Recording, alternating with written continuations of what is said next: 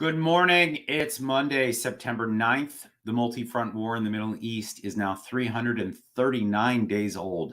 I'm Jonathan Schanzer, Senior Vice President for Research at Foundation for Defense of Democracies. Welcome back to the FDD Morning Brief.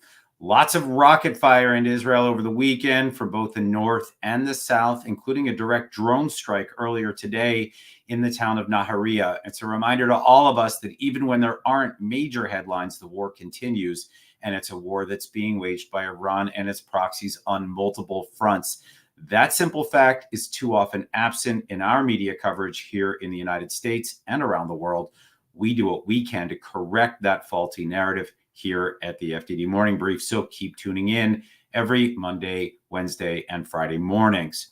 Our guest today is Nick Stewart, Senior Director of Government Relations at FDD Action, a nonprofit, nonpartisan 501c4 sister organization of FDD that does some great work on Capitol Hill, advocating for U.S. national security. We'll speak to Nick in just a few minutes, where he'll give his insights on all the consequential bills he has his eyes on at the moment. 3 Israelis were murdered yesterday by a Jordanian terrorist at the Allenby Bridge. The assailant was killed, but this incident is far from over, in my view. First, Jordan must be held to account. Washington needs to demand that the Jordanian government investigate the attack. This is not rocket science, folks. We would ask the same of the Israelis if the tables were turned. But it doesn't end there. The vitriolic rhetoric consistently spewed by Jordan's foreign minister, Ayman Safadi, must end. He's not alone. Jordan's toxic anti-Zionism has been a problem for years, but it's worse since 10/7. Jordan is radicalized. The majority of the population, as much as 85%, is Palestinian and already riled up. It's now up to the king and the queen is Palestinian, of course, to dial things back.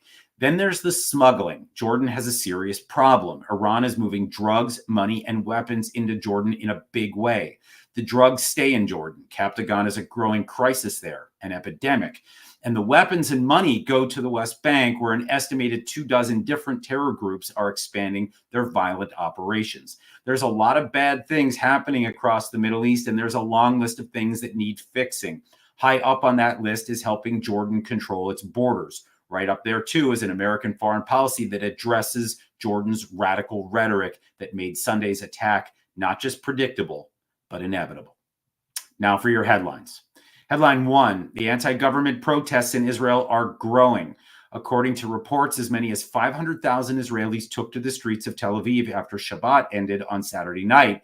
And there was another 250,000 in other cities and towns across Israel. That's nearly 10% of the country, if the numbers are accurate. It may have been the largest protest in Israel's history. At minimum, it rivaled the protests in the spring of last year following Prime Minister Bibi Netanyahu's public falling out with Defense Minister Yoav Gallant over a proposed judicial overhaul. The primary target of those protests, once again, is Netanyahu, this time to pressure him to take a hostage deal. The Hostage Family Forum has become a major force now in Israeli politics. Netanyahu remains defiant, perhaps for the right reasons. He wants to walk away from this war with a win, but it's hard for me to discern his strategy here. 11 months into the war, I still don't see one, not for him and not from the White House for that matter either.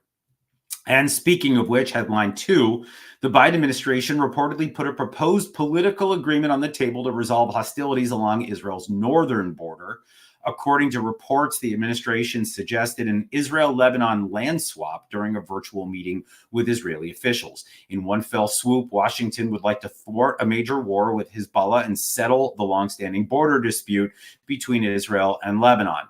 The Israelis aren't buying it. Frankly, I'm not either. The Biden administration has been pushing for months for a diplomatic deal that will almost certainly push Israel to concede land without guarantees that Hezbollah disarms. On top of that, the Biden administration reportedly wants UN peacekeepers to enforce the new arrangement, which is just silly. For years, UN peacekeepers have been deployed to Lebanon to make sure that southern portion of the country is Hezbollah free. It didn't happen. So really great work, guys. Take the rest of the year off. We wouldn't know the difference. Headline 3, a former Israeli hostage gave Wall Street Journal readers a peek into Hamas's psychological warfare machine. On October 7th, Hamas abducted 62-year-old Aviva Siegel from Kibbutz Kfar Aza. 51 days later, the terror group released her during the week-long ceasefire in November. During her nearly 2-month ordeal, Siegel was held in 13 locations, including underground tunnels, where Siegel said she struggled to get enough food, water, or even oxygen. Her captors used her in a propaganda video. They had a cameraman and interviewer who spoke Hebrew. Siegel told the Journal that she was given a script and was forced to film take after take when she forgot her lines. Hamas wanted her to state her age, mention Kfar Aza, and criticize Israeli Prime Minister Benjamin Netanyahu. Siegel said that her captors also forced her to eat and smile and say that everything was just hunky-dory. Okay, I'm now pleased to introduce Nick Stewart. Nick is a legislative expert with time spent in the State Department and on the Hill. He was chief of staff to New York Representative Claudia Tenney while she served on the House Foreign Affairs and Ways and Means committees.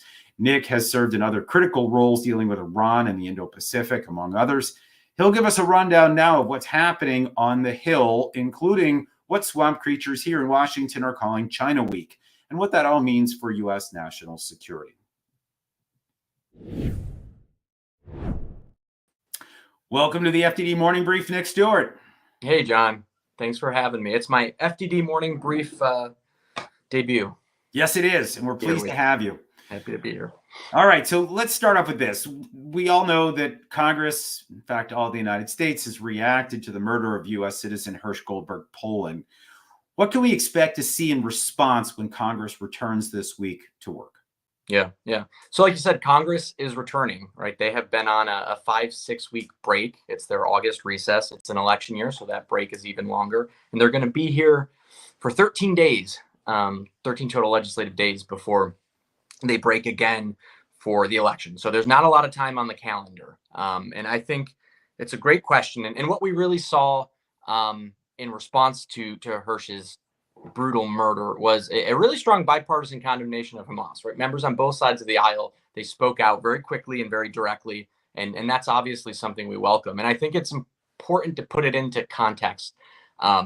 We remember Hersh's parents, they were at the Democratic National Convention, and as a political junkie who watched both conventions very closely, his parents, their remarks were among the most moving and memorable moments of either of those two conventions. And they brought this conflict, I think, from a 30,000 foot level to a 3-foot level and made it very personal for a lot of Americans. So waking up to the news that Hersh had been killed felt personal to me, and I think it felt personal to a lot of people who were watching this. It was a face and a name that we had come to know.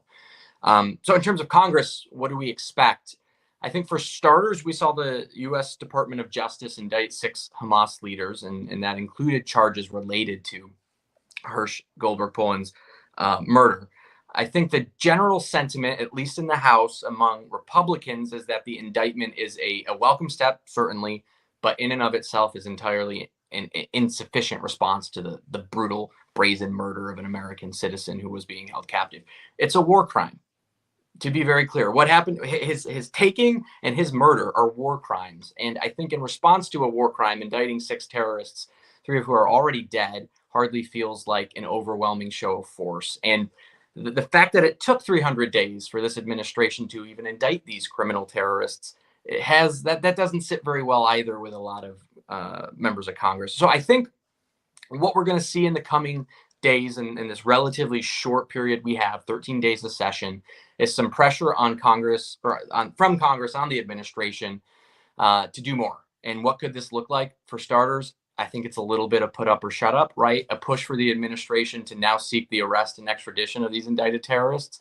You charge them, now see this process through. And this isn't easy, right? Sinwar is the mastermind of the October 7 attacks, is hiding out in Gaza's tunnels. So obviously that presents a challenge, right? We're not going to extradite him anytime soon.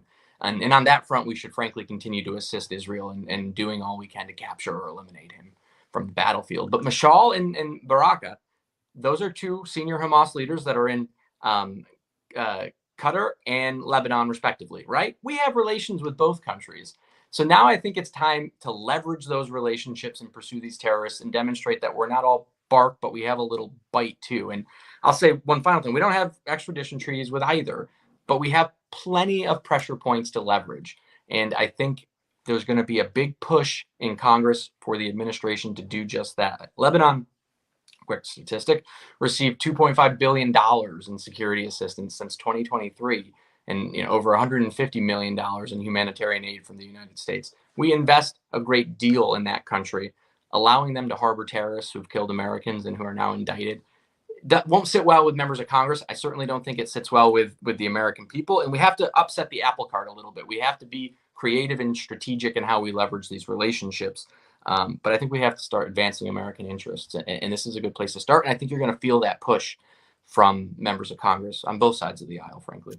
Let's hope so. And I got to say, I really want to see some pressure on the Qataris. I think folks that listen to this show or watch this, they've got to know. I mean, this has been a problem that we've let fester for far too long. I think the Qataris are a state sponsor of terror, and I think we need to start to treat them as such. So let's hope that Congress starts to squeeze there.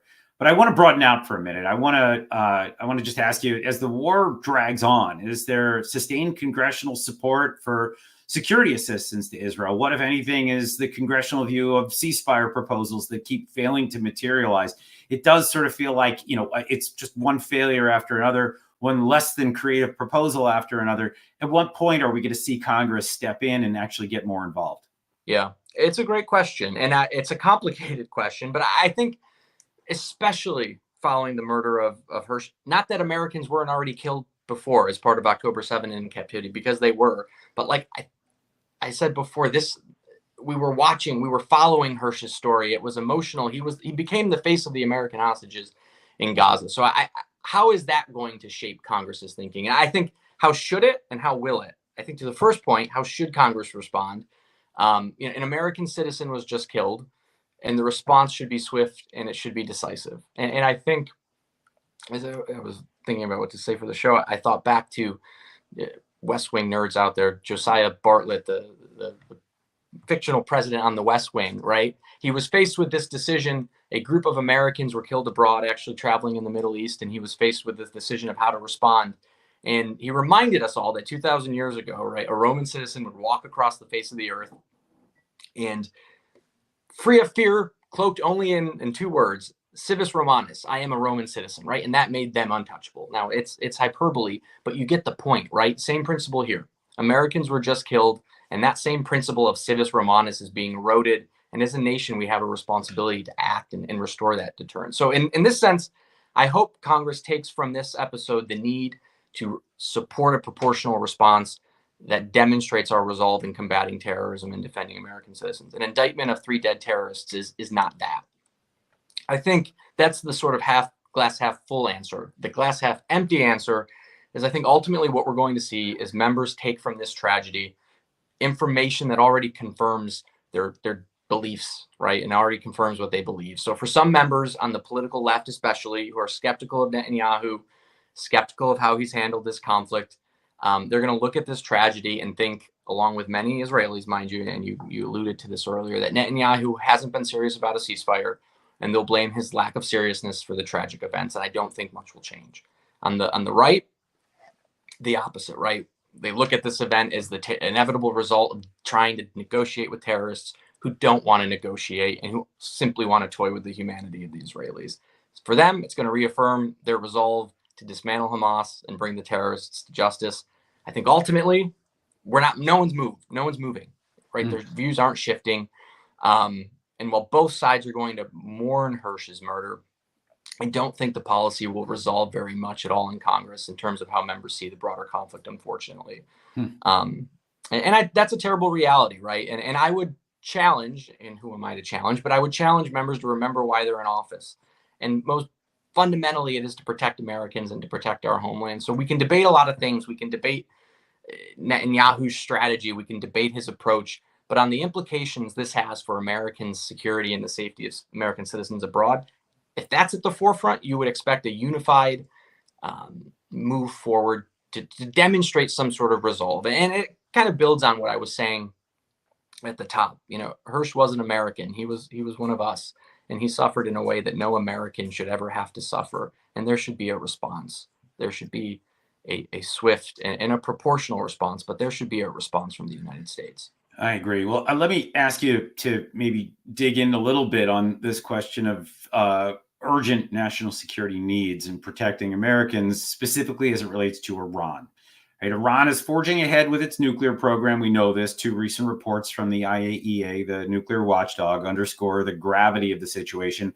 Iran increased its enriched uranium stockpiles, and it's installed hundreds of advanced enrichment centrifuges.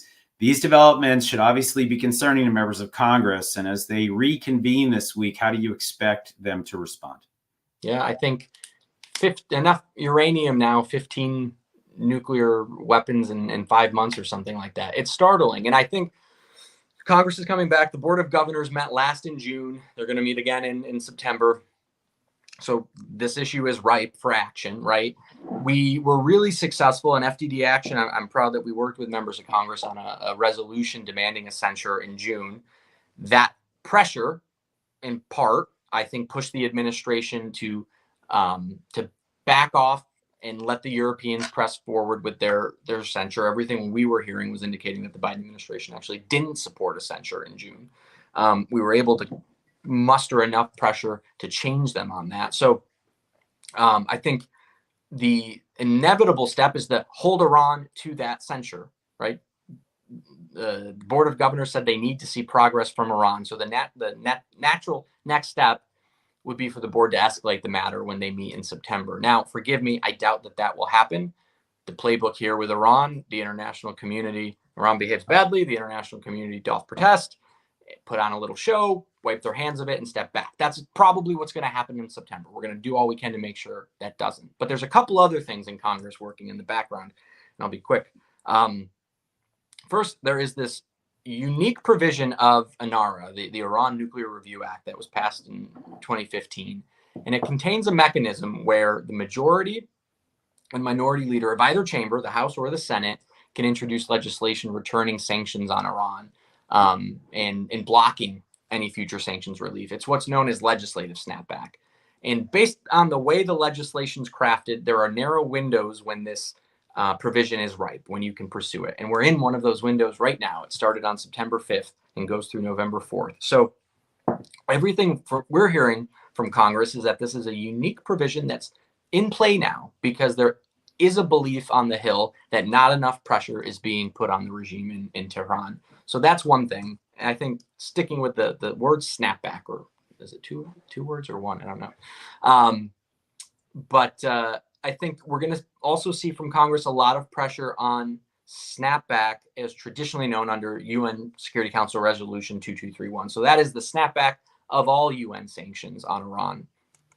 Now, the Trump administration attempted to do that, and it was rejected because the Europeans said, you guys aren't in the deal, you can't snap it back. But the Europeans squarely are in the deal under the terms of UNSCR 2231, and they can snap back sanctions on Iran. And the beauty of the provision is the Russians or the Chinese can't even stop them if they wanted to.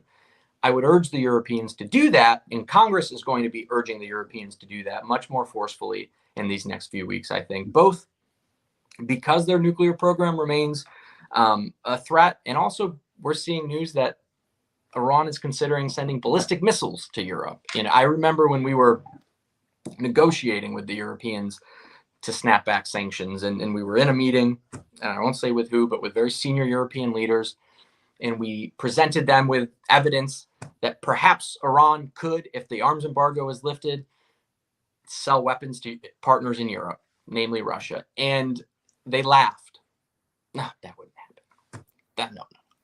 And we didn't laugh because we took it deadly serious. And that was, we understood the regime in a way that the Europeans didn't and still don't. But for that alone, for the fact that Iran has decided to flood weapons into Europe, snapback shouldn't even be a question, because with snapback comes the reimposition of the UN arms embargo. And the Europeans should really, really want that right now. So, which is to say, Congress is going to be pushing for another censure when the Board of Governors meets at the IAEA. They're going to be pushing for legislative snapback. And I think they're going to be pushing really hard on the Biden administration and the Europeans to pursue UN snapback too. Let's hope. All right, last question for you here before we wrap up. This week is what we call China Week here in the swamp. The focus is going to be on great power competition with Beijing, some key legislative priorities that Congress will address. I know you're following some of those. Are there bills or initiatives that we should keep an eye on? Yeah, absolutely. So first, bipartisan. Most of the bills that we're going to consider this week in the House are bipartisan. Most of them will pass with really strong bipartisan majorities. So I think that's important in a Washington that doesn't do enough bipartisan. But we're watching several bills. Two in particular I'll flag is one that FDD Action has worked very closely on and really fueled by Craig Singleton's great research at FDD, which is that great sister partnership that we have.